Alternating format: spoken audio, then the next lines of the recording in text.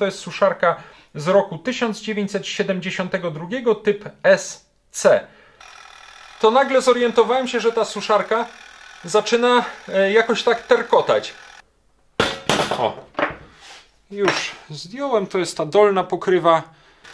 Spójrzmy sobie teraz na wnętrze tej suszarki. Mamy ten wciskany włącznik. O, tutaj ze sprężynką. Tutaj przy okazji możemy sobie troszeczkę lepiej obejrzeć cały ten moduł włącznika. O, i teraz było słychać kliknięcie i w tej chwili obwód prądu jest rozłączony. Widać datę produkcji. O, tutaj rok 1971. Silnik typu SAZ2. Tutaj jest właśnie logo zakładów Silma. A wciśnijmy leciutko tę dźwigienkę, tak żeby ona zaczęła tutaj działać. O, zobaczcie, włączyło się. Wiatraczek zaczyna się tutaj ładnie obracać. Ok, i teraz włączam listwę zasilającą. Ok, i teraz bardzo delikatnie, bo nie chciałbym dopuścić do sytuacji, w której jakaś sprężyna tutaj mi się rozwinie. No i co? Ostatni rzut oka na wnętrze naszej suszarki. No i zaczyna świecić, zaczyna dmuchać powietrzem.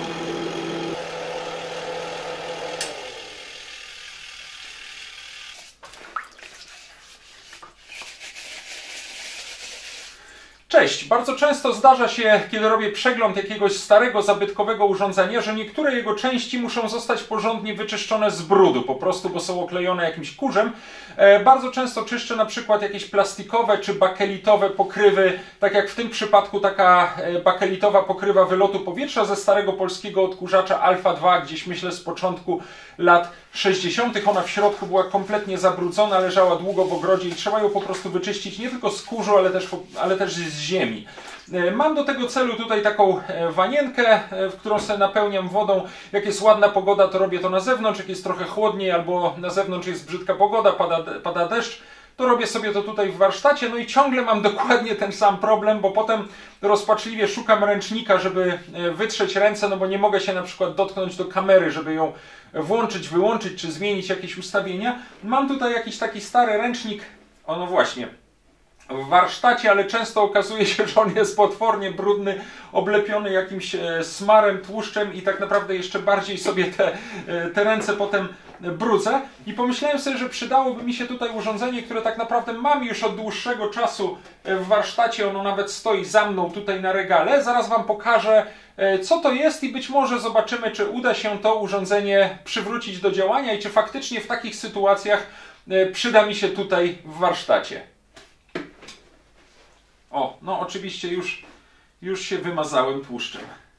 Wanienkę już odstawiłem, tą pokrywę od odkurzacza Alfa 2 właściwie też już umyłem i przetarłem. Bardzo ładnie przyda się do odkurzacza, który próbuję odnowić. Pozwólcie, że ją także odłożę.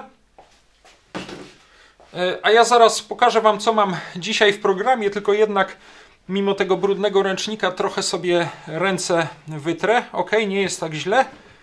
Ręcznik wyrzucam. No i dzisiaj chciałem razem z Wami obejrzeć właśnie suszarkę do rąk wyprodukowaną w zakładach Zelmer w Rzeszowie. Bardzo ładny taki model wieszany na ścianie. Zaraz obejrzymy, jak ona działa. To jest suszarka, rzućmy może od razu okiem na tabliczkę znamionową. Suszarka do rąk numer 0872, typ SC. I ta suszarka pochodzi z 1972 roku. Widziałem jeszcze kilka razy na zdjęciach podobne suszarki z początku lat 70. Zobaczymy później, czym one ewentualnie od tego modelu się różniły. Jeżeli mówimy o suszarce, no to w pierwszej chwili oczywiście przychodzi do głowy coś podobnego do suszarki do włosów, czyli jakaś spirala grzewcza, która się tutaj nagrzewa, ewentualnie jakiś wentylator, który jeszcze dmucha ciepłym powietrzem. Natomiast ta suszarka działała w zupełnie inny sposób, czy w każdym razie w troszkę inny sposób. Ciepło nie było tutaj produkowane przez spiralę grzewczą z takiego drutu oporowego, tylko w tę suszarkę wkręcało się dwie żarówki, takie mocne, grzejące żarówki. Nie wiem, coś w rodzaju żarówek stosowanych na przykład gdzieś tam na jakichś fermach, które mają podgrzewać miejsca hodowli na przykład kurczaków. To były chyba żarówki, no biorąc pod uwagę te 775 watów, prawdopodobnie każda o mocy jakichś 350 watów, tak myślę, plus jeszcze silniczek, bo ta suszarka jest też wyposażona w silnik, który służył do napędzania takiego wiatraczka, który zapewniał tutaj ruch wylatującego powietrza, czyli w ten sposób, jeżeli ta suszarka w ten sposób była zawieszona na ścianie, to podsuwając tutaj pod nią ręce, z jednej strony one były osuszane przez wylatujące z tej suszarki powietrze, no a z drugiej jeszcze przez to nagrzane powietrze przez znajdujące się tutaj dwie żarówki. Niestety, tak jak widzicie, w tej suszarce żarówek nie ma. I ja muszę też od razu przyznać, że nie będę miał dzisiaj takich żarówek na wymianę. Prawdopodobnie, jeżeli się okaże, że ta suszarka ma szansę działać, prawdopodobnie takie żarówki kupię, a myślę, że tak czy inaczej spróbujemy być może, jeżeli to jest pasujący gwint, bo tego jeszcze nie wiem, nigdy tego nie próbowałem, spróbujemy może wkręcić tutaj normalne żarówki, a nawet chyba faktycznie mam jakąś taką żaróweczkę, którą używam w terrarium z żółwiem wodnym, która właśnie takiego żółwia trochę podgrzewa, więc może na próbę zastosujemy taką żaróweczkę, ale przede wszystkim bardzo chciałbym sprawdzić, czy ta suszarka działa, czy ten silnik w tej suszarce działa, czy uda się ten wentylatorek uruchomić, no i ewentualnie potem spróbujemy jeszcze coś pokombinować z tymi żarówkami. Pozwólcie, że jak zawsze sięgnę szybko do literatury. Przyniosłem sobie tutaj znaną z tego kanału dobrze kronikę zakładów Zelmer, wydaną w 1986 roku, która wiele razy przydawała się nam podczas szukania informacji o odkurzaczach z rzeszowskiej fabryki. No i myślę sobie, że jednak gdzieś tutaj w tej kronice takie suszarki do rąk powinny również zostać wymienione. Patrzę najpierw na początku do tabelki uruchomień nowych produktów, do której zawsze zaglądam. Spójrzmy na koniec lat 60., bo chyba wcześniej czegoś takiego nie znajdę. Tutaj jest suszarka do włosów z 60 roku. Myślę, że to było coś w rodzaju takiej suszarki fryzjerskiej. Nawiasem mówiąc, suszarkę do włosów wyprodukowaną gdzieś około roku 1953. Ona jest tutaj wymieniona. Suszarka do włosów z silnikiem, jeszcze z rzeszowskiej fabryki sprzętu gospodarskiego, a tak naprawdę jeszcze wyprodukowaną pod nazwą Rzeszowskiej Fabryki Rowerów i Wózków Dziecinnych, bo tak fabryka nazywała się gdzieś do 53 roku, czy do końca 52. Taką suszarkę oglądaliśmy w jednym z poprzednich nagrań i nawet link do tego nagrania zamieszczę na końcu, jeżeli Was to interesuje, bo jest to jednak dosyć ciekawe urządzenie, chyba pierwsza mała ręczna suszarka do włosów produkowana w Polsce po II wojnie światowej, jeszcze przed suszarkami Fema produkowanymi w bydgoskiej Eltrze, chyba od końca 64 roku. No dobrze, ale patrzmy, czy jest tutaj gdzieś taka suszarka do rąk. Lata 60. rozpylacze, froterki, wentylator stołowy, mikser, froterka, odkurzacz, froterka, agregat ssący, trzepaczka wibracyjna, czyszczarka do dywanów. Suszarka elektryczna do rąk typ 47 w 1971 roku jest tutaj wymieniona, ale jestem pewien, że widziałem suszarkę do rąk z roku 1970, także to nie może być pierwszy model, który w zakładach Zelmer został wyprodukowany. Ja tutaj w 70 roku nic takiego nie widzę. Widzę tylko agregat ssący do odkurzacza Zelmer 1 typ 34. Taki silnik czy taki agregat ssący oglądaliśmy w nagraniu poświęconym temu odkurzaczykowi Zelmer 01. Także ok, tutaj mamy na razie suszarkę elektryczną do rąk typ 47 z 1971 roku. Patrzę, czy jeszcze później coś się tutaj pojawia. Suszarka stojakowa, 74 rok. Czyszczarka do szyb, to jest nawet ciekawe, nigdy czegoś takiego nie widziałem. Tutaj szybko patrzę, szczotka do obuwia, ekspres do kawy. Suszarka oporowa do rąk. Rok 1977, typ 18. Trzeba będzie się temu przyjrzeć, takiej suszarki jeszcze nie mam. Nie, więcej tutaj suszarek do rąk nie znajduję, tylko te dwa modele z 71 i 74 roku. A spójrzmy jeszcze na koniec do kalendarium działalności zakładów, bo tam też często jednak różne, zwłaszcza te nowatorskie produkty się pojawiają. Nie, tutaj rok 70, nawiasem mówiąc, nawiązano współpracę handlową z firmą szwajcarską Rotel. Tutaj medal dla odkurzacza Zelmer 03, o tym już mówiliśmy. czyszczarka do dywanów. No, mam wrażenie, że niestety tutaj też w tym kalendarium suszarki do rąk są trochę po macoszemu potraktowane. Ok, spróbuję jeszcze spokojnie przejrzeć to kalendarium, czy w ogóle tę książkę może gdzieś znajdę wzmianki o suszarkach do rąk, no ale tak czy inaczej, oprócz tych, które tutaj znaleźliśmy, typ 47 z 71 roku i tej suszarce, chwileczkę, gdzie ona była? Suszarka oporowa do rąk typ 18 z 1977 roku. Jeżeli się nie mylę, więcej tutaj suszarek do rąk w tej kronice nie znalazłem. Przejrzę jeszcze tę książeczkę, jeżeli coś znajdę, to dam wam znać. Natomiast tutaj, tak jak już wam na tabliczce znamionowej pokazałem, to jest suszarka z roku 1972, typ SC. Oczywiście bardzo chciałbym zajrzeć do środka tej suszarki. Patrzę, jak to się robi, jak ona jest demontowana. Jak sobie tutaj tak do środka zaglądam, to wydaje mi się, że tutaj po bokach, na górze i na dole są takie miejsca do przykręcenia tych pokryw śrubkami.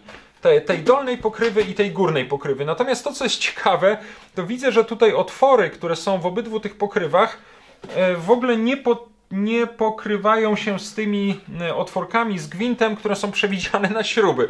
Także, no nie wiem, albo założono je jakoś odwrotnie, ale nie sądzę, albo jest to, przepraszam, jakaś nieduża fuszerka i te pokrywy tak naprawdę nie mogły być przykręcone, zostały po prostu chyba na wcisk tutaj założone. Zaraz to jeszcze zobaczymy, no ale wydaje mi się, że nie będzie innego wyjścia. Trzeba będzie po prostu spróbować przez jakąś podkładkę delikatnie je odstukać i zsunąć tutaj w jedną i w drugą stronę. Natomiast zanim to zrobię, chciałem wam jeszcze pokazać jedną rzecz, która mnie bardzo tutaj na tej suszarce zaintrygowała. Mianowicie najczęściej w modelach takich suszarek, które widziałem gdzieś na zdjęciach w internecie, tutaj znajdował się taki klasyczny włącznik jak w, nie wiem, jakiejś lampce, czy jak no, wszystkich urządzeniach, czy na przykład w odkurzaczach z Elmera z tamtego okresu. Zaraz wam pokażę, bo nawet gdzieś te włączniczki tutaj pod ręką mam. No, chodzi mi dokładnie o taki kołyskowy włącznik, dokładnie taki. Na wszystkich zdjęciach tych suszarek, które widziałem, tutaj w tym miejscu był zamontowany właśnie taki włącznik i tak nawet patrzę, że ten otwór, który jest tutaj przewidziany na niego, on właściwie pozwalałby dokładnie ten włącznik tutaj zamontować. Na początku, jak ta suszarka do mnie trafiła, to trochę się zdziwiłem, co to tutaj z niej wystaje, jakiś taki kawałek plastiku. Myślałem, że nie wiem, może ktoś coś kombinował, zepsuł się właśnie tego rodzaju włącznik i ktoś tutaj, nie wiem, próbował go czymś zastąpić. Ale bardzo się zdziwiłem, bo jak kiedyś zacząłem tu przy nim gmerać i go trochę wcisnąłem, to nagle zorientowałem się, że ta suszarka zaczyna jakoś tak terkotać. Na pewno to teraz słyszycie. No i dopiero wtedy dotarło do mnie, że jest to po prostu model suszarki wyposażony w taki włącznik czasowy. On był wciskany i przez jakiś czas, nie wiem jeszcze dokładnie, spróbujemy to później zmierzyć, zapewniał działanie tej suszarki, po czym ona się po prostu jak ten, nie wiem, zegar, mechanizm, sprężyna napędzająca ten włącznik, jak już się rozwinęła do końca, no to po prostu suszarka się wyłączała. Myślę, że było to bardzo fajne rozwiązanie. Po pierwsze, chyba bardziej higieniczne. Weźmy pod uwagę, że tego rodzaju suszarki wisiały najczęściej gdzieś tam w jakichś publicznych toaletach, czy w jakichś zakładach pracy, czy w szkołach, gdzieś w toaletach. No i jednak coś takiego wciskanego ręką, nawet może przez jakiś tam kawałek papieru, jest na pewno bardziej higieniczne niż wciskanie takiego malutkiego włącznika. No a po drugie jednak taki włącznik ma tę wadę, że jak się go już wciśnie, no to trzeba go potem wyłączyć. A pewnie wiele osób, które gdzieś tam na dworcach, czy w miejscach publicznych z takich suszarek korzystały, po prostu wychodziły później z takiej toalety, a suszarka cały czas grzała, dmuchała, biorąc pod uwagę, że jest to jednak urządzenie o dosyć dużej mocy, ponad 700 W, no to na pewno zużywała też dużo energii. W związku z tym w tym modelu SC z 72 roku zostały te klasyczne włączniki zastąpione właśnie takim włącznikiem czasowym. Myślę, że bardzo fajne rozwiązanie. No natomiast tak jak wam powiedziałem, w różnych modelach typu S z 1970 roku, typu SB z 1971 roku, wszędzie widziałem jeszcze te klasyczne włączniki. Nie wiem jak było w ewentualnie późniejszych modelach, nie wiem dokładnie do którego roku te suszarki były produkowane. No nie znalazłem też dokładnie daty uruchomienia tych suszarek, zakładam, że był to właśnie gdzieś początek lat 70. czy koniec lat 60., może 69 rok. W 70 roku na pewno te suszarki były już produkowane. Do kiedy? Tego niestety nie jestem pewien.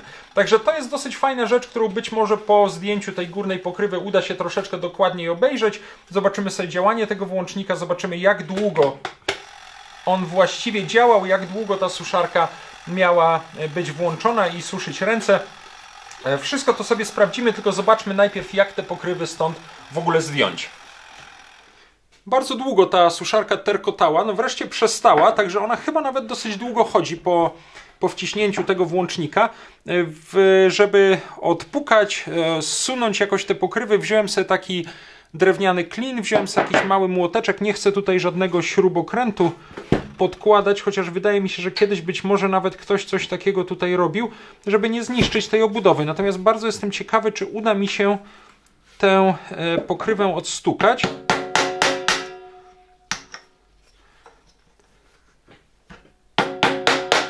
Tak, ona tutaj delikatnie schodzi, trzeba tylko regularnie z każdej strony popukać. O, fajnie, jeszcze tutaj z tyłu troszeczkę. O, już zdjąłem, to jest ta dolna pokrywa, pod którą podkładało się ręce. Na szczęście nie jest to jakoś bardzo pordzewiałe. No i teraz mamy dostęp do wnętrza takiej suszarki. Tutaj moglibyśmy, nawiasem mówiąc widzę, że wiatraczek przynajmniej się rusza, tutaj moglibyśmy wkręcić żarówki. Pozwólcie, że ja sprawdzę od razu. Chyba tak, no, ale patrzę, czy taką zwykłą, to jest, nie wiem, pewnie 100-watowa jakaś taka stara żarówka, czy mógłbym tutaj wkręcić? Tak, jak najbardziej. O. No to jest, widzę, troszeczkę niebezpieczne, jeżeli one są tak wkręcone, tego rodzaju żarówki, bo ten wiatraczek może w nie uderzyć. Te żarówki grzejące miały troszeczkę inny kształt, miały tutaj taką długą szyjkę i były duże, takie no właśnie mniej więcej tej wielkości każda, także wypełniały tutaj obie wnętrze tej suszarki. Tak jak powiedziałem, na razie takich grzejących żarówek nie mam, ale na pewno się o takie postaram.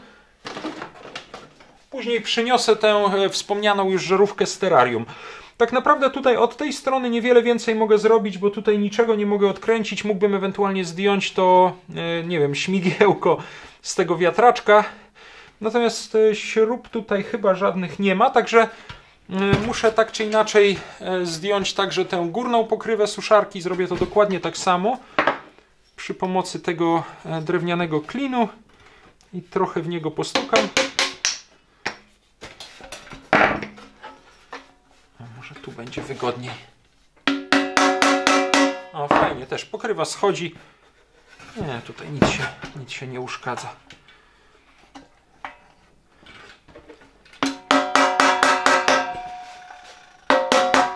O, zeszło. Tak czy inaczej, gdyby to było przykręcone śrubami, no to i tak musiałbym to później odstukać. Tu nawiasem mówiąc nasz włącznik znowu zaczął terkotać. Aha, zaraz sobie obejrzymy, bo jest tutaj... To jest chyba cały ten mechanizm włącznika. Zaraz sobie obejrzymy, bo jest to naprawdę ciekawe. Rzućmy okiem na tę górną pokrywę. Z zewnątrz jest całkiem nieźle, w środku jest to troszeczkę zardzewiałe, ale myślę, że uda się to wszystko ładnie wyczyścić. Spójrzmy sobie teraz na wnętrze tej suszarki. Tutaj mamy przewód zasilający, nawiasem mówiąc ta odgiętka się tutaj też wysunęła ze środka. Trzeba będzie ją włożyć i przycisnąć tą klamerką, która jest tutaj. Tutaj mamy ten przewód zasilający, on wchodzi do kostki widocznej tutaj. O, może tak to położę, będzie to lepiej widoczne. I teraz tak, jeden z przewodów wychodzących z kostki, ten biały, idzie tutaj do tego elementu, który moim zdaniem jest czymś w rodzaju jakiegoś zabezpieczenia termicznego, to znaczy gdyby tutaj to wszystko zaczęło się przegrzewać, to on prawdopodobnie rozłączy obwód, tak sobie to wyobrażam. I z tego wyłącznika termicznego, który normalnie powinien być połączony, a rozłączyć się dopiero przy jakimś nadmiernym wzroście temperatury, wychodzi ten brązowy przewodzik, który idzie tędy i wchodzi tutaj do tego elementu, który jest tak naprawdę tym głównym czasowym włącznikiem suszarki. I potem z tego włącznika, tutaj z drugiego styka odchodzą dwa przewody. Jeden, ten cieniutki czerwony, idzie do silnika napędzającego wentylatorek, natomiast ten biały idzie tutaj prawdopodobnie do górnej części, tutaj do tego styku w oprawce żarówki. I z tego samego miejsca wychodzi też ten biały przewód, który idzie tutaj do górnej części tej oprawki żarówki. Natomiast tutaj z kostki wychodzi jeszcze jeden, ten biały przewód połączony z przewodem przyłączeniowym i on wchodzi też tutaj do tej oprawki, prawdopodobnie do tej całej oprawki, w którą wkręcało się żarówkę, i jednocześnie też wychodzi stąd jeden przewód, który wchodzi też tutaj i dotyka prawdopodobnie też do oprawki żarówki z drugiej strony, i stąd wychodzi też mały, cieniutki czerwony przewodzik, który też idzie do uzwojeń silnika. Myślę, że w ten sposób jest to wszystko połączone. Natomiast tutaj mamy ten wciskany włącznik, o, tutaj ze sprężynką, i w momencie, kiedy on zostanie wciśnięty, tutaj jest taka, o, może, nie wiem, może w ten sposób będzie to widoczne. To jest taka malutka dźwigienka, która zostaje przesunięta w tej chwili w moją stronę i ona prawdopodobnie naciąga sprężynę umieszczoną tutaj w tym niebieskim cylindrze. No i teraz w tej chwili trochę jak taki zegarek do gotowania jajek, ta sprężyna się rozwija, popycha tę dźwigienkę. Teraz widzicie, przyspieszyło to wszystko. I w tej chwili powinien być tutaj połączony obwód, powinien płynąć prąd zasilający zarówno silniczek, jak i te oprawki żarówek. Natomiast w momencie, kiedy ta dźwigienka dojdzie tutaj do końca, to jeszcze chwilę potrwa. No, poczekajmy może.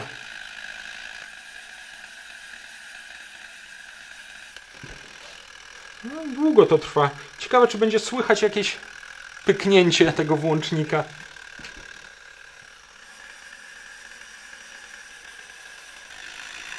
O, teraz było wyraźnie słychać. On się teraz rozłączył, czyli teraz on jeszcze się tutaj, ta sprężyna rozwija, ale w tym momencie już powinna być suszarka wyłączona. Bardzo fajnie to działa. Tutaj trzeba będzie, to jest wszystko w niezłym stanie, trzeba będzie troszeczkę wyczyścić, nie wiem, ewentualnie nasmarować tą sprężynkę tutaj. O, a doszedł do końca i się teraz zatrzymał. No ale takie dobre, myślę, minutę na pewno, może nawet troszkę więcej, zmierzymy później. Ta suszarka działa po wciśnięciu tego włącznika. Zastanawiam się, czy da się ten element włącznika wyjąć. On nie jest tutaj na stałe połączony z resztą, to właściwie to służy tylko wciśnięciu tej dźwigienki położonej w środku, natomiast myślę, że przy pomocy tych 1, 2, 3 śrub mogę ten cały włącznik stąd wymontować i ja tak zrobię, bo chciałbym wyjąć cały ten mechanizm, a on będzie mi to blokował w obudowie. A poza tym chciałbym go wygodnie wyczyścić, także wykręćmy to. Ja w tej chwili odkręcam tutaj dwie śrubki mocujące cały ten mechanizm do obudowy. Dobra, jedna.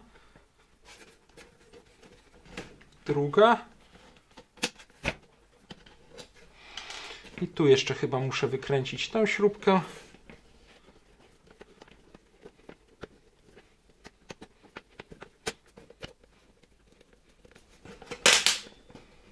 No, jeszcze troszkę. Już teraz oj, już ją widzę, zaraz znajdę. Spadła mi, ale zaraz ją znajdę. I myślę, że teraz mogę cały ten włącznik wyjąć. To jest tak naprawdę tylko taki przycisk i ten wychodzący z niego bolec wciska tutaj tę dźwigienkę na włączniku. Zaraz to będzie lepiej widać, bo zaraz cały ten mechanizm wyjmiemy. Zaraz przyniosę sobie tylko tę śrubkę, która mi upadła, bo zaraz o niej zapomnę i ona mi zginie. Dobra, już ją mam. Odkładam to sobie na bok, może włożę w ogóle tutaj do tego dekielka, żeby mi to nie poginęło. Żeby wyjąć teraz cały ten mechanizm, muszę chyba odchylić. Tu są takie dwie blaszki na ściance, bo to nie jest przykręcone, tylko te blaszki to trzymają. Aha, jeszcze tutaj ewentualnie ten przewód. Dobra, odkręcę jeszcze tutaj tę klamerkę trzymającą przewód, bo i tak będziemy musieli ją odkręcić później, żeby tę odgiętkę tutaj przycisnąć. To jest przykręcone tutaj do tej całej takiej plastikowej ramki wewnątrz, która trzyma wszystkie elementy. Znowu mi jedna śrubka gdzieś poleciała. O, jest. Dobra. Teraz przewód będziemy tutaj mogli wyciągnąć. No i spróbujmy wszystko to wyjąć. O. Tutaj został nam sam korpus suszarki. Nawiasem mówiąc, też go w środku wyczyścimy. A tutaj mamy teraz fajnie widoczny cały ten główny mechanizm. Będzie go można sobie zaraz spokojnie obejrzeć. Tutaj króciutkie uzupełnienie. Zrobiłem sobie przerwę, jeszcze raz rzuciłem okiem na tę kronikę zakładów Zelmer i tutaj w rozdziale rozwiązania techniczne, chronione w kraju i za granicą, patenty, wzory użytkowe, wzory zdobnicze i znaki towarowe, znalazłem taki wpis: urządzenie do suszenia rąk z 18 stycznia 1969 roku. Tutaj jest imię i nazwisko twórców, to jest Kazimierz Wiech i Jan Małek i jest tutaj wymieniony wzór zdobniczy numer 8348, czyli zakładałbym, jeżeli w ogóle chodzi właśnie o tę suszarkę, no okres by się mniej więcej zgadzał, bo początek 69 roku, czyli prawdopodobnie wtedy taka konstrukcja była opracowywana. Być może chodzi albo o całą tę suszarkę, albo o jakiś jej element. Myślę, że można by poszukać gdzieś w Urzędzie Patentowym opisu tego wzoru zdobniczego numer 8348. Może mi się uda to jeszcze zrobić i wtedy sprawdzimy, czy faktycznie chodzi o tę suszarkę, czy jak tutaj jest napisane, urządzenie do suszenia rąk. No ale czas, tak jak powiedziałem, mniej więcej by się zgadzał. Natomiast tak na szybko przeglądając tę kronikę, więcej informacji o tego rodzaju suszarkach nie znalazłem. Jednak główną rolę odgrywają tutaj odkurzacze i sprzęt kuchenny, wszelkiego rodzaju miksery, malaksery i tak dalej. A my myślę, że możemy troszeczkę wyczyścić całą tę konstrukcję. Nawet nie będę chyba wychodził z tym do ogrodu, bo to nie jest jakoś bardzo okurzone, nie tak jak w przypadku wielu odkurzaczy, z którymi mieliśmy tutaj do czynienia. Przyznaję, że zaraz chętnie zajrzałbym jeszcze, jaki silnik się tutaj znajduje, a tak naprawdę już chyba widzę typ tego silnika, ale jeszcze nie zdradzę, za chwilkę sobie do niego zajrzymy. On jest tutaj nawet z boku całkiem nieźle widoczny i mogę od razu zdradzić, że jest to dosyć znajomy silniczek, który już tutaj przy okazji innych urządzeń się pojawiał. Ale na razie wyczyśćmy to wszystko troszeczkę z kurzu.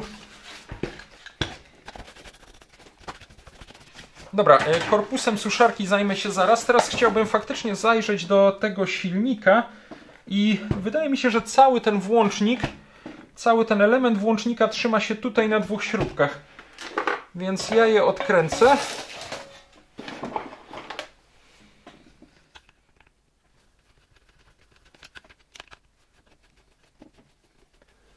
Jedna z nich wychodzi, ta druga mam wrażenie, że w ogóle rusza się w tej plastikowej części, tak jakby był tam już bardzo wytarty gwint. Zaraz spróbuję ją tutaj od spodu troszkę popchnąć. Tak, już wychodzi elegancko.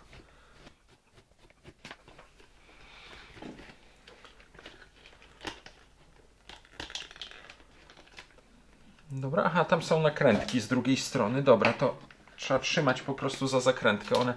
Za nakrętkę. One nie są wkręcone w ten plastik. Ok. O, jest i druga nakrętka. Fajnie.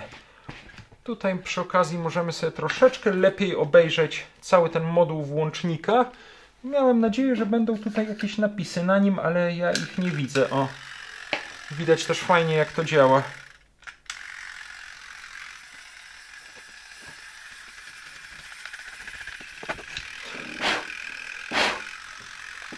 Nie, żadnego typu włącznika, oznaczenia, nic tutaj takiego nie widzę.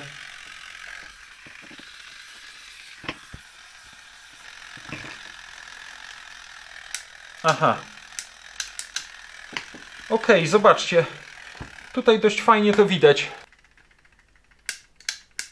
Czy to teraz będzie widoczne? Chyba tak. Zobaczcie, tak naprawdę włącznik znajduje się tutaj. To jest ta malutka wystająca część. I w momencie, jak on jest wciśnięty w ten sposób, teraz jest rozłączone.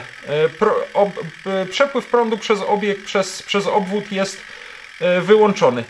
Natomiast jak wcisnę tę dźwigienkę do końca, teraz włącznik jest w pozycji włączonej, prąd płynie przez obwód, powinien teraz, gdyby to było podłączone do prądu, powinien teraz działać silnik i powinny świecić umieszczone tutaj żarówki. No i musielibyśmy, prawdę mówiąc, teraz poczekać, aż ta dźwigienka, aż sprężyna tutaj się rozwinie i ta dźwigienka zejdzie na tyle nisko, że wciśnie tutaj ten włącznik i rozłączy przepływ prądu w obwodzie. Poczekajmy może, to chwilkę potrwa, bo ona jednak się porusza bardzo, bardzo powolutku, aczkolwiek widać, jak ona się rusza. Może przyspieszę troszeczkę nagranie.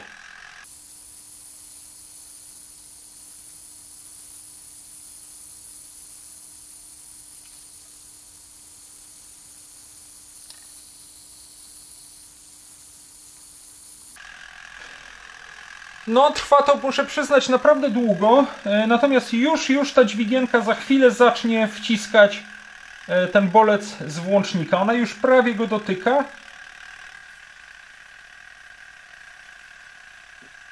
Ok, wydaje mi się, że już zaczyna go wciskać. Zobaczcie.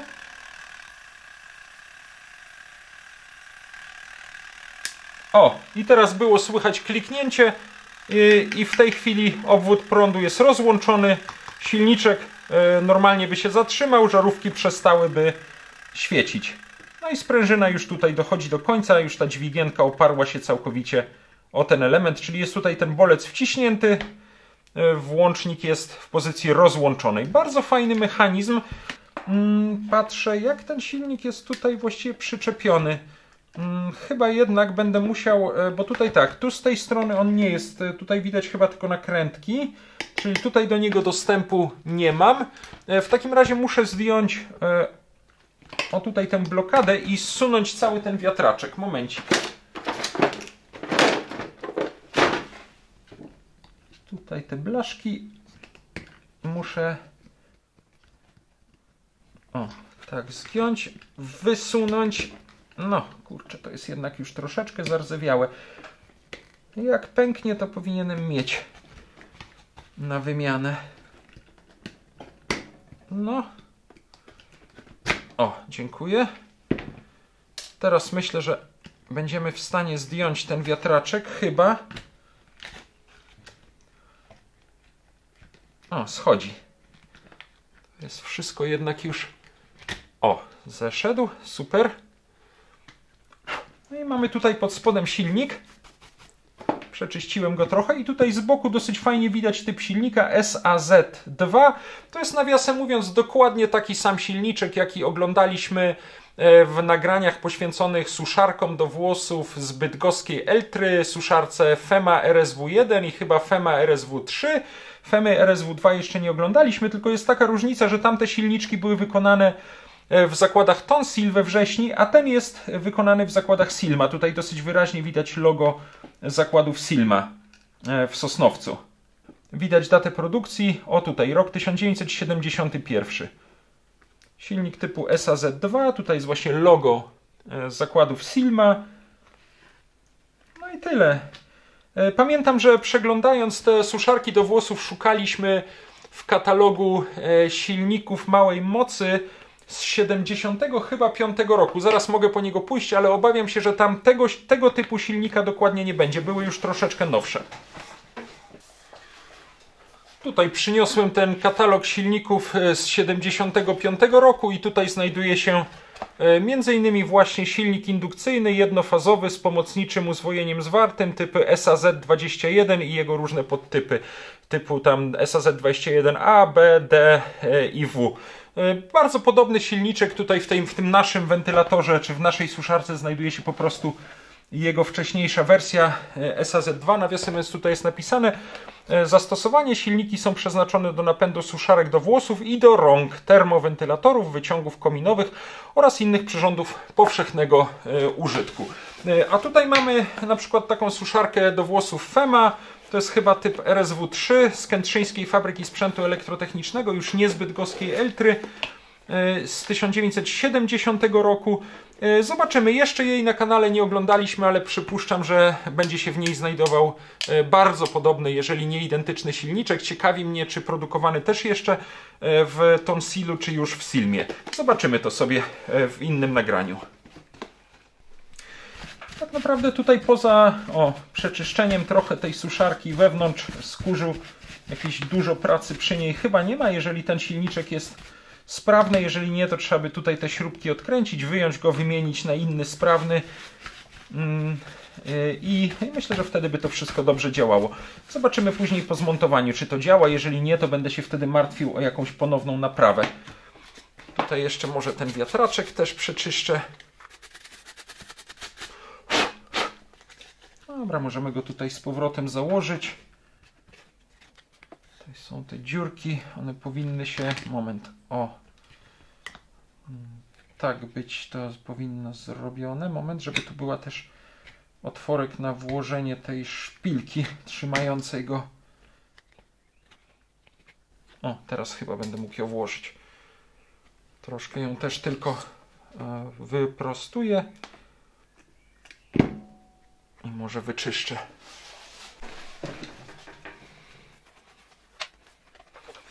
Psiknąłem tutaj troszkę WD-40.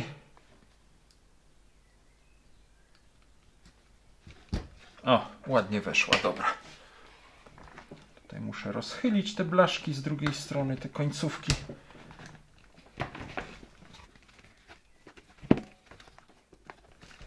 Dobra, wiatraczek już tutaj mamy zablokowany. Fajnie się to będzie obracać. Mogę to jeszcze generalnie tak przetrzeć od środka.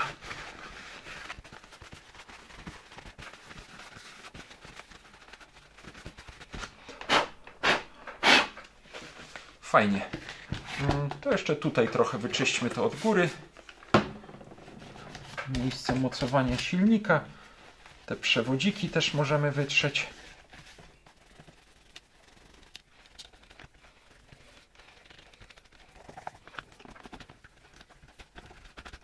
Ciekawi mnie, jakiego typu jest to włącznik czasowy. Niestety tutaj chyba nie jest to nigdzie napisane.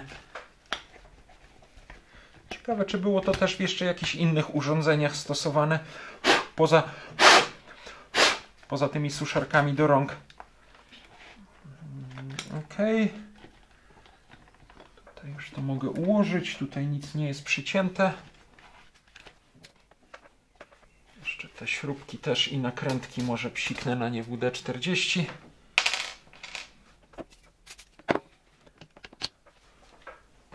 Troszkę to jest może w tej chwili niewygodne. Ale tutaj jak sobie z drugiej strony założę nakrętkę, to będzie ok.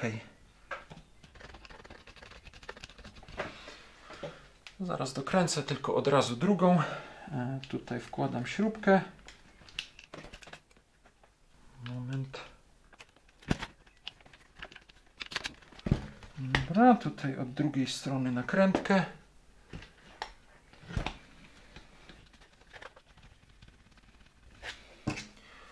Fajnie, teraz tutaj mogę przytrzymać kombinerkami za nakrętkę, a od drugiej strony mogę nakręcać śrubę.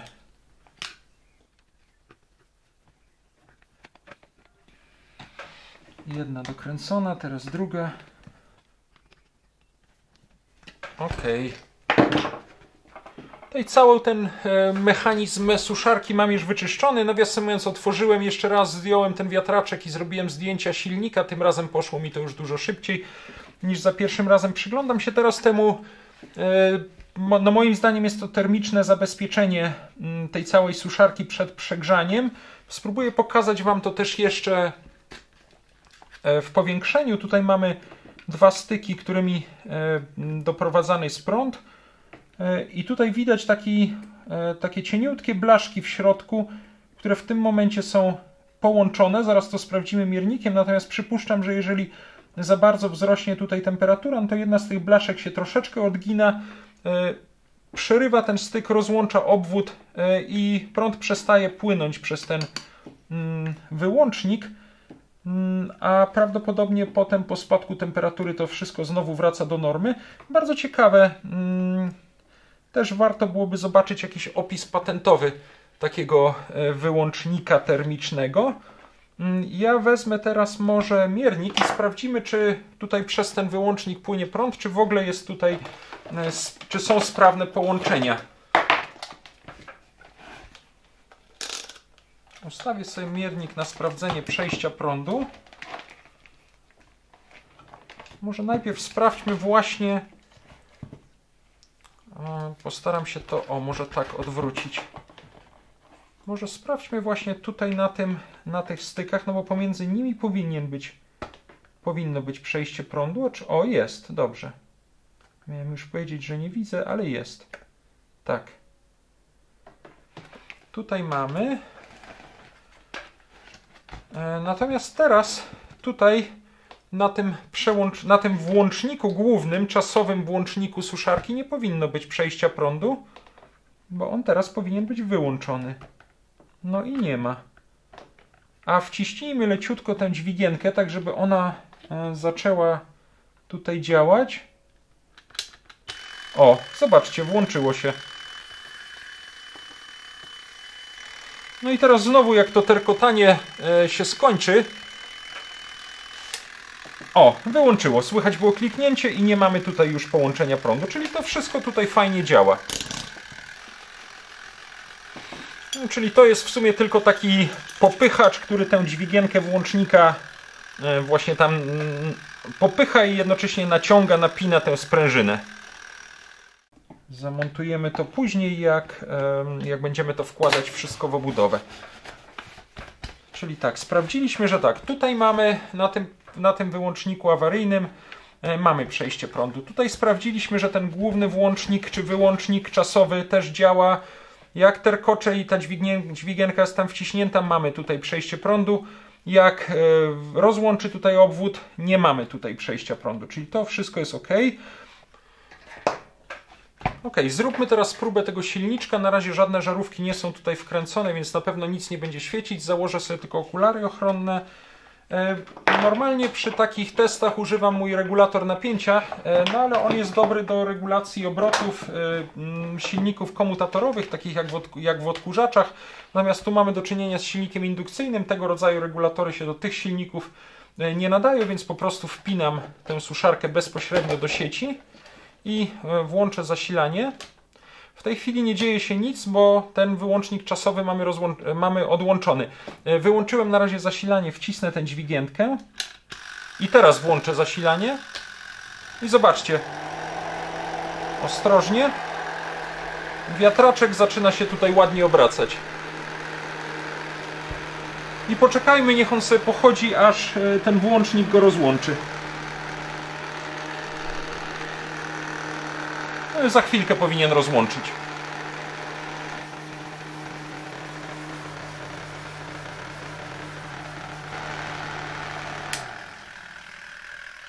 O, super. Bardzo fajnie to działa. No to spróbujmy zrobić jeszcze test z jakąś żarówką. Ok, mam taką żarówkę, którą używam w terrarium. Gdybym wkręcił tutaj, to już chyba patrzyliśmy, taką zwykłą bańkę, to jest niebezpieczeństwo, że te śmigiełka wiatraczka by mogły tutaj o nią delikatnie zawadzać, a nawet ją może stłuc. Natomiast w przypadku tej żarówki takiego niebezpieczeństwa nie ma. Ona jest oczywiście ma nieporównywalnie mniejszą moc niż też duże żarówki, chyba, które normalnie były tutaj wkręcane. No ja takich nie mam. Będę miał chyba jeszcze pod koniec tego nagrania jeszcze jedną, albo w ogóle zamówiłem sobie dwie takie nowe żarówki do terrarium, które mi się na pewno przydadzą.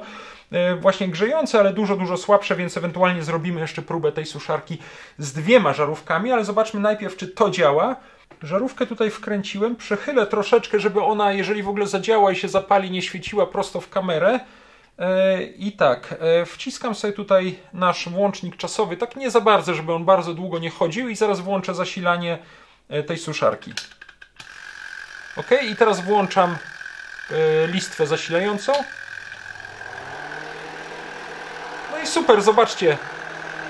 Wiatraczek zaczyna działać, żarówka się świeci. Gdyby była mocniejsza, ostrożnie, żebym tu palców nie wsadził, to mógłbym sobie teraz suszyć ręce, aczkolwiek przyznaję, że nawet przy tej chyba 40-watowej żaróweczce już całkiem wyraźnie czuć, że ona tutaj grzeje, no i bardzo solidnie ten silniczek jednak tutaj dmucha. Także już myślę, nawet mi się ciepło w rękę zrobiło, już myślę, że można by przy takich dwóch, nawet 40-watowych żaróweczkach ręce wysuszyć. I zobaczcie, już nasz włącznik czasowy rozłączył obwód, jeszcze troszeczkę terkocze, ale już ani wiatraczek, ani silnik, ani żarówka już nie działają.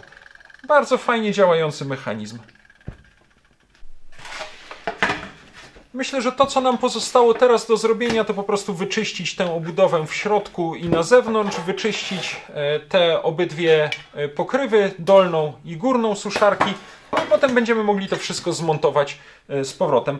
Tę żarówkę może na razie wykręcę, żeby się nie stłukła gdzieś tutaj podczas montażu, ale na pewno ona się nam jeszcze przyda. Dobra, ten cały główny mechanizm mogę sobie tutaj na razie odsunąć, żeby on się nie uszkodził, nie ubrudził. Natomiast ja się wezmę za tę obudowę. Najpierw przetrę ją po prostu szmatką z jakimś płynem, a potem jeszcze wezmę szmatkę, namoczę ją troszeczkę w odrdzewiaczu i te rdzawe miejsca przeczyszczę, tylko uwaga, żeby nie uszkodzić lakieru, a zwłaszcza tej tabliczki znamionowej, bo odrdzewiacz często te tabliczki uszkadza. Ona jest jednak bardzo cenna i fajna. Na razie jakimś takim zwykłym płynem czyszczącym wycieram tę obudowę z brudu.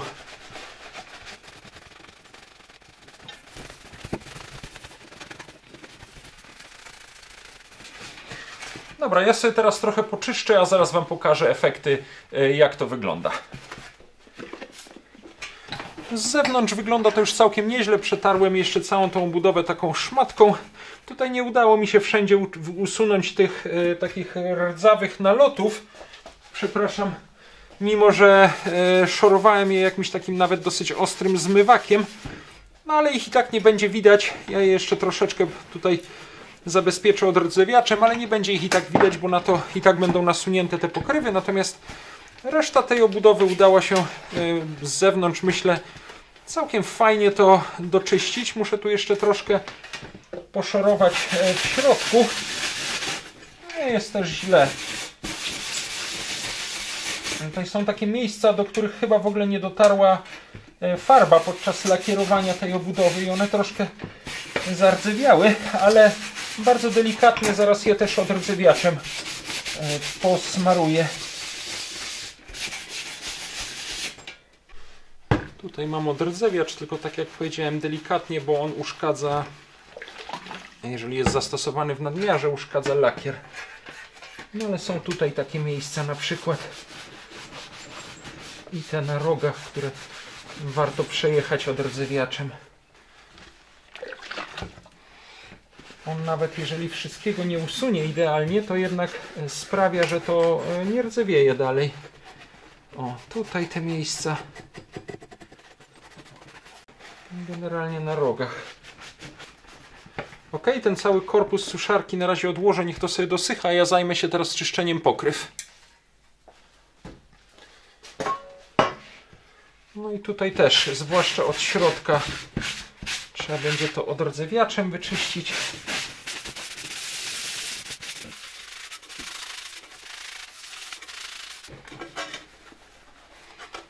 A z zewnątrz ten brud całkiem ładnie schodzi.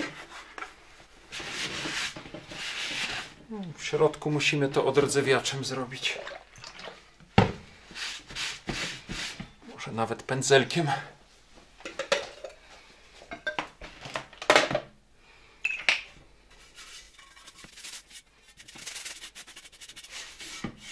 Dobra, nie za dużo.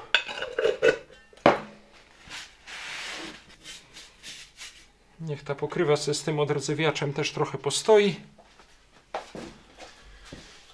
To samo tutaj zrobimy. Całą tą siateczkę też zabezpieczymy odrdzewiaczem.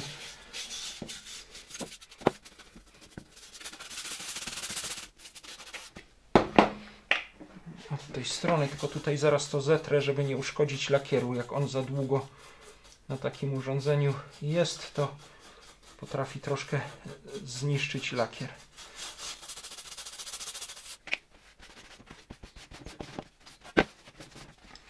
Ok, też to na chwilkę odłożę, niech ten odrdzewiacz zacznie tutaj działać. Myślę, że ta suszarka po wyczyszczeniu wygląda już naprawdę nieźle. Obudowę udało mi się całkiem fajnie doczyścić. Tutaj jak widzicie zostały jeszcze jakieś takie naloty na samych brzegach. No już tego nie byłem w stanie nawet takim dosyć ostrym zmywakiem zetrzeć. Pewnie jakby tu jeszcze trochę poszorować, to by to zeszło, ale też nie chcę tego uszkodzić. Tym bardziej, że będzie to jednak przykryte tymi nasuniętymi pokrywami. Od środka zabezpieczyłem to te odsłonięte fragmenty odrdzewiaczem i mam nadzieję, że ta rdza nie będzie wracać. W każdym razie już jest to dużo lepsze. Wyczyściłem też przewód, on jest czyściutki. Tutaj mamy tę dolną pokrywę, od środka też była pomalowana odrdzewiaczem. Tę siateczkę też zabezpieczyłem. Tutaj na ile mogłem wszystko powycierałem. Górna pokrywa od zewnątrz wygląda całkiem nieźle, od wewnątrz też tutaj została odrdzewiaczem potraktowana. Także myślę, że też już będzie przynajmniej na jakiś czas zabezpieczone. Tutaj trochę poczyściłem też te pozostałe elementy. Nawiasem mówiąc, zaraz Wam pokażę, jak mamy wyjęty ten włącznik czasowy. To tutaj mam taki klasyczny włączniczek, jaki był stosowany w jakichś tam lampkach, odkurzaczach i zobaczcie, jego można by tutaj właściwie spokojnie, myślę, w tym miejscu zamontować i tak wyglądały właściwie te dwie suszarki z roku 1970 i 71, które widziałem. Oczywiście nie wiem, czy faktycznie taki włącznik montowano fabrycznie, tak przypuszczam, czy na przykład taki czasowy włącznik się zepsuł i zamontowano zamiast niego coś takiego, ale no, wydaje mi się, że jednak ten otwór jest praktycznie przewidziany na montaż tego rodzaju włączników, a później dopasowano właśnie tego rodzaju takie czasowe włączniki.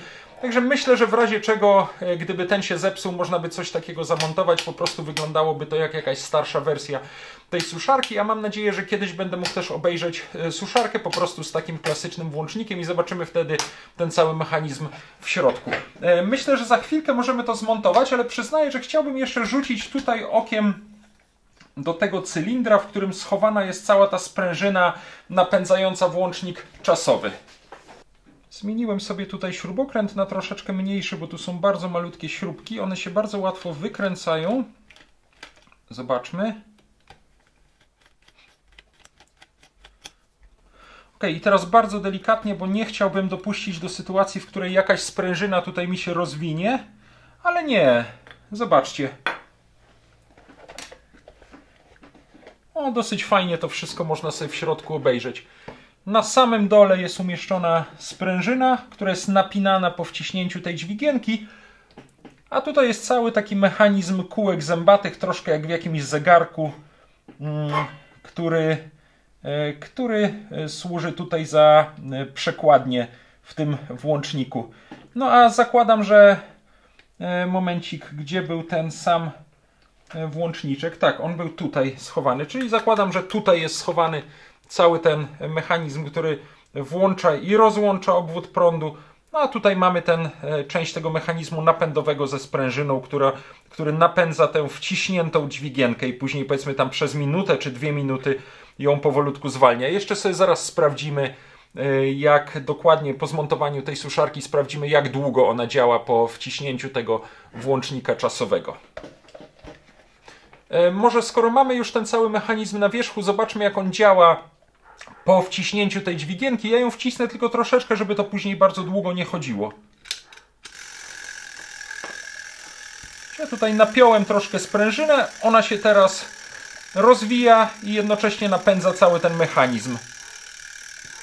Generalnie myślę, że jest to coś podobnego jak na przykład w takich, nie wiem, czasomierzach do gotowania jajek na przykład. No tutaj widać, jak fajnie się kółeczka obracają.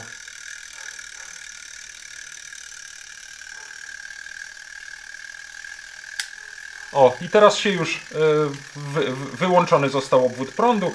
Cały mechanizm jeszcze przez chwilę będzie działał.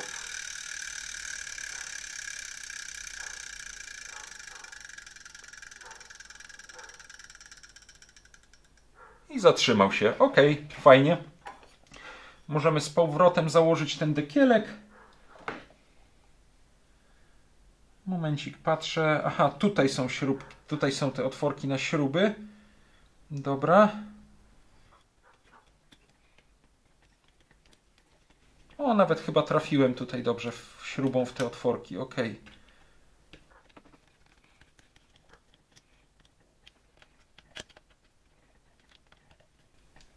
trzyma się.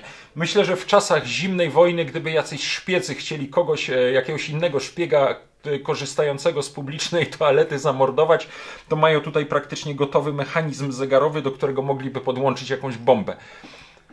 No to co? Myślę, że możemy się teraz zająć ponownie zmontowaniem tej suszarki. Najpierw muszę cały ten mechanizm włożyć tutaj ponownie do środka. Chwileczkę, troszkę przewód tutaj wciągam. Wkładam cały ten mechanizm do obudowy. No, coś mi tutaj blokuje.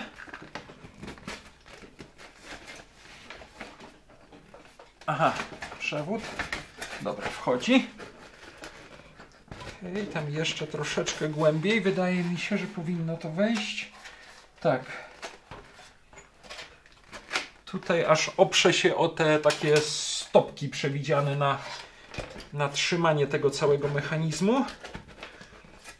No, tutaj coś mi się blokuje, wchodzi czy nie? Aha, ok, już. Dobra. Tutaj mam takie dwie blaszki w środku, które mogę troszeczkę odgiąć.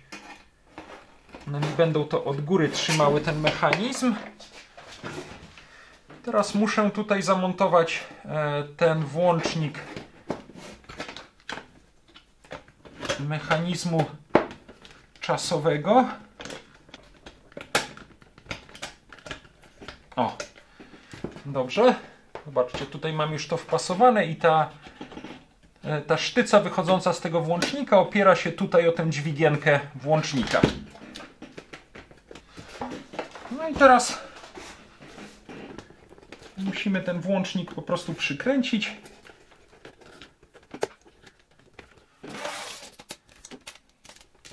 To były dwie śrubki, które go tutaj trzymają.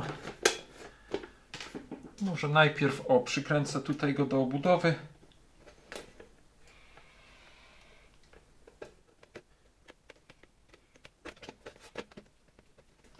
No dobra, wkręca się. Może tak, o, będzie lepiej widać. Ok, włącznik mamy już tutaj przykręcony. Teraz muszę go przymocować tutaj do tej plastikowej części. On jednocześnie troszkę podtrzymuje cały ten mechanizm suszarki w górze. Teraz tutaj wkręcam jedną śrubkę. Dobrze. Tutaj obok pójdzie druga.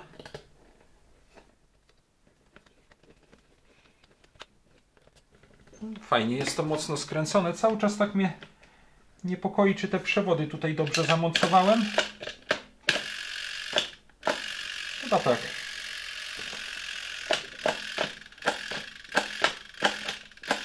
Tak, bo one tutaj nie przeszkadzają. Ok, niech to sobie tak terkocze, a my przykręcimy tutaj z tyłu odgiętkę tego przewodu. Czyli tak, muszę ją tutaj włożyć do środka. O, i ona będzie tutaj trzymana taką klamerką. To jest ta klamerka. Nasmaruję jeszcze tylko śruby.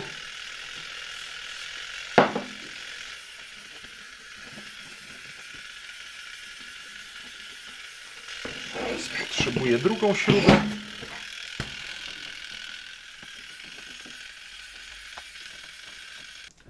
Jeszcze troszeczkę głębiej włożę tę odgiętkę. O, i teraz muszę mocno tę klamerkę dokręcić, która ją tu będzie trzymać. Troszkę z jednej strony, troszkę z drugiej.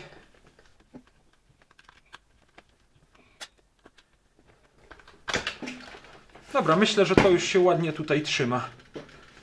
O, spójrzcie, teraz myślę, że dobrze się to trzyma. Ta odgiętka przewodu wchodzi tutaj do środka, do obudowy. Jest tu przyciśnięta tą klamerką.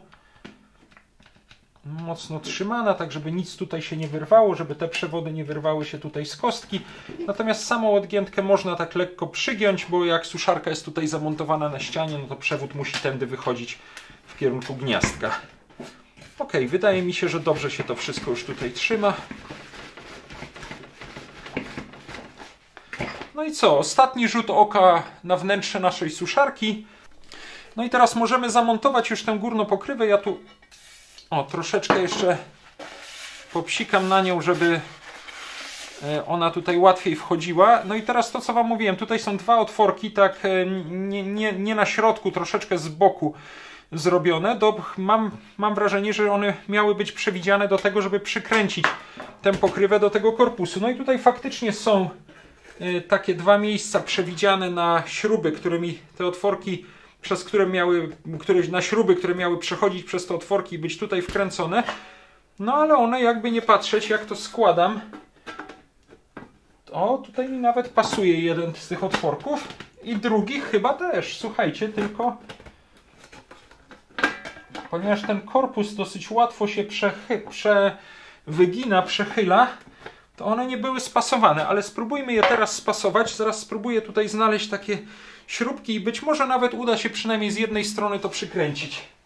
Ok, pogrzebałem tutaj w tym moim składziku śrubek i znalazłem takie dwie nieduże śrubki, które być może będą się nadawały do przykręcenia tej pokrywy. Jeszcze chyba podkładki bym do nich potrzebował. Momencik. Ok, mam też kilka podkładek. Zobaczmy, spróbujmy to przykręcić. Może najpierw jedną śrubką. Nie tak, śruba, podkładeczka. Trochę ją nasmarowałem. Tutaj ją nastawiam i i przykręcam. Ona ładnie wchodzi. Zobaczymy, czy uda się nam nacelować też tą drugą. Może. Musimy najpierw tu pokrywę zmieścić.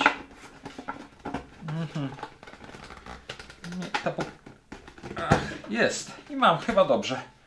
Chyba uda się to ładnie przykręcić. Tutaj pójdzie druga śruba. Troszkę mi się to teraz przesunęło, ale ona powinna tutaj chyba wejść.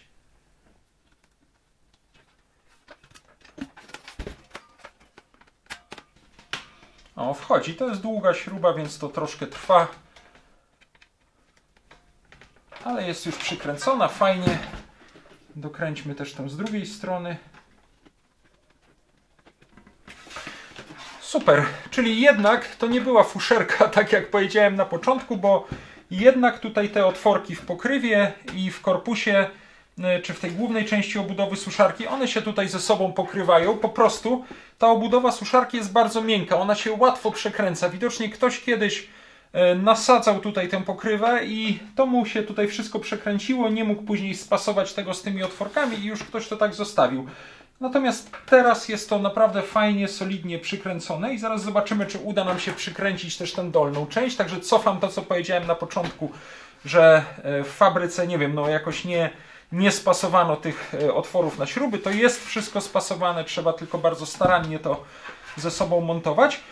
Dobra, tutaj na razie myślę sobie, że nie będę jeszcze przykręcał tej dolnej części, bo powinienem dzisiaj albo jutro, chyba nawet jeszcze dzisiaj, dostać dwie takie żarówki do terrarium, także jak tylko je dostanę, to je tutaj od razu zamontujemy i wydaje mi się, że nawet chyba uda się to też ze sobą skręcić. Zobaczymy. Na razie tego nie nakręcam, czekam aż dostanę żarówki i wtedy to zmontujemy.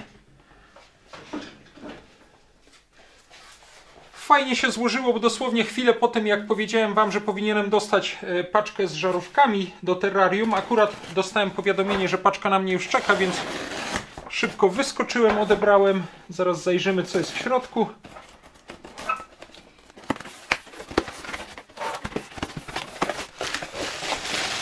Ok, to jest pokarm dla żółwia, to nas nie dotyczy. Ale mam tutaj też dwie żaróweczki do terrarium.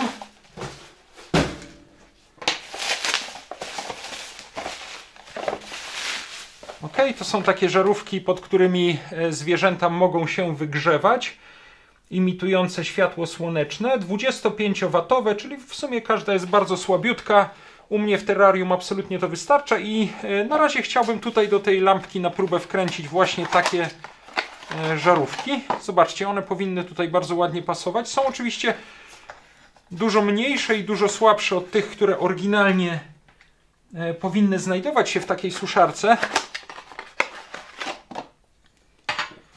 Ale myślę, że na razie do takiego eksperymentu w zupełności to wystarczy. Żarówki mam już tutaj wkręcone. Patrzę jeszcze, czy ten wiatraczek o nie nie zawadza. Nie, tutaj jest wystarczająco miejsca, w porządku. Tak jak wam mówiłem, oryginalnie tutaj były takie bardzo duże i bardzo mocne, chyba po 350 watów żarówki. No takich nie mam, ale gdzieś tam przy okazji je sobie zdobędę i na pewno też wkręcę, ale dzisiaj na próbę powinno nam to wystarczyć. Tutaj znalazłem jedną śrubkę, która być może będzie pasowała. Załóżmy teraz, nie, w ten sposób, tak. Tym napisem Predom do przodu. Załóżmy tę pokrywę. Aha, może jeszcze tę pokrywę też tutaj popsikam WD-40, to ona będzie troszkę lepiej wchodziła. Dobra. No i tutaj mogę tę śrubkę tak leciutko wkręcić. Zaraz ją dokręcę, tylko dopasujmy tę pokrywę. Tak, ten cały korpus suszarki jest taki dosyć plastyczny. Można go tutaj ugniatać i właściwie bardzo ładnie wpasować. No jeszcze tutaj będzie mi potrzebna... O, siedzi to mocno. Jeszcze tutaj będzie mi potrzebna jedna śrubka. Myślę, że uda się to też tak dogiąć, żeby tutaj się to zeszło z otworkiem pod spodem. Ale i tak jeszcze będę te żarówki ze środka wyjmował, także na razie nie ma sensu tego montować. Dobrze, spróbujmy teraz zrobić taką króciutką próbę tej suszarki. Żarówki mamy wkręcone. Podłączę ją tutaj do listwy zasilającej. Jeszcze listwa jest wyłączona. Teraz mogę włączyć listwę, tak? Tutaj nic się nie włącza jeszcze. Na razie tak na bardzo króciutko, bardzo lekko wcisnę ten włącznik. No i zaczyna świecić, zaczyna dmuchać powietrzem.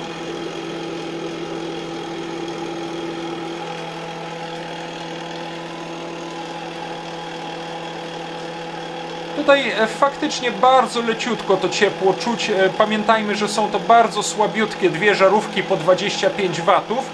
Znacznie słabsze niż te, które powinny się tutaj znajdować. Ale jednak troszeczkę tego ciepła na rękach czuję i przede wszystkim czuję tutaj powiew powietrza wylatującego z suszarki. O! Już się wyłączyło. Ja tylko odrobinkę wcisnąłem ten włącznik, ale wszystko fajnie zadziałało. O, i zegar też już się wyłączył. Dobra, to co bym chciał zrobić teraz, to ewentualnie sprawdzić, jak długo ta suszarka działa po pełnym włączeniu jej, czyli po pełnym wciśnięciu tego włącznika. Myślę nawet, że zaraz sobie tutaj włączę stoper. Chwileczkę. Mam już stoper. Zastanawiam się, może jakoś tak to zrobię, żebyście go też mogli widzieć. Może tutaj go czymś podeprę. Ja to nagranie albo przyspieszę, o tu będzie go myślę dobrze widać, albo przyspieszę, albo po prostu utnę, żebyśmy nie musieli cały czas obserwować tej suszarki. Jeszcze chwileczkę, nie, dobrze, tak może być wszystko, ok. Czyli tak, uruchamiam sobie tutaj zegar, wciskam włącznik do oporu, włączam stoper i puszczam.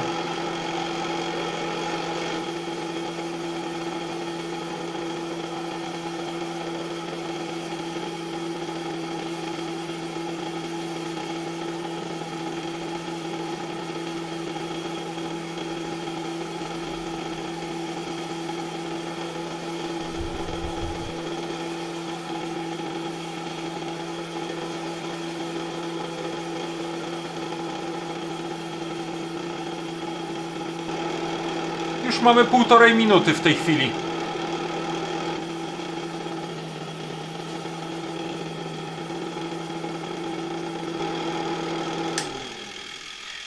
Stop.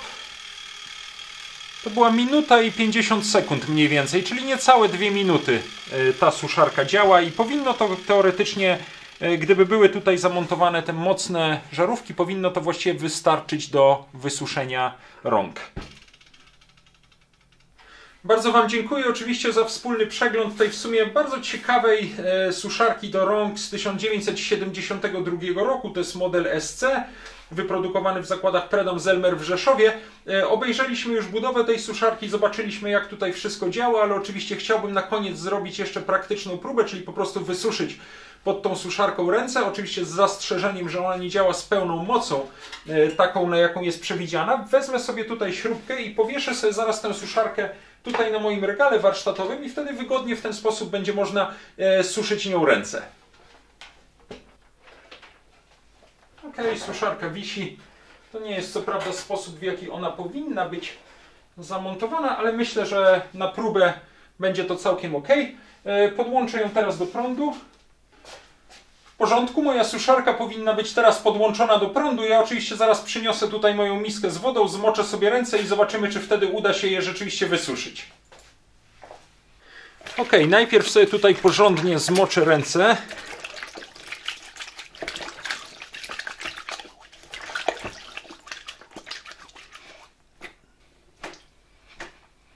Na tyle, na ile mogłem, otrzepałem ręce nad miską. No i zobaczmy teraz.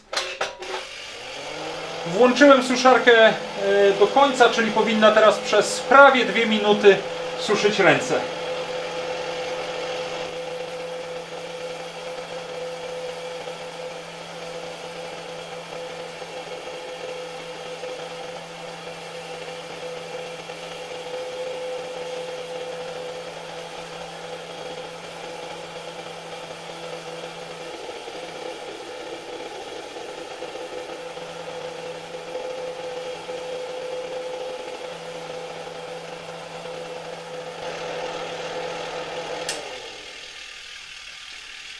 Ok, 2 minuty dobiegły końca.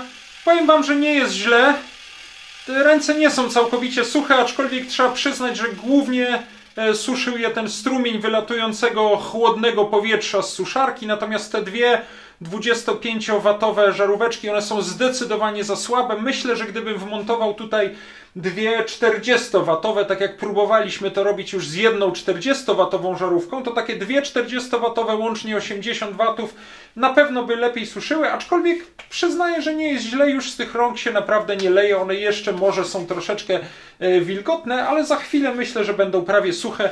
Mogę sobie wziąć jakiś tam papierowy ręcznik i jeszcze je troszeczkę wytrzeć, ale teraz już jest właściwie zupełnie w porządku, także nawet te niecałe 2 minuty takiego dmuchania powietrzem z tej suszarki to już jest jednak coś, a jak zamontuje się tutaj mocniejsze żarówki, spróbuję znaleźć też takie faktycznie tam 300 czy 350 watowe, jakie powinny tutaj być, to myślę, że bez kłopotu można ręce naprawdę dobrze wysuszyć, czyli jest to całkiem fajnie działające urządzenie z tym sprytnym, czasowym włącznikiem.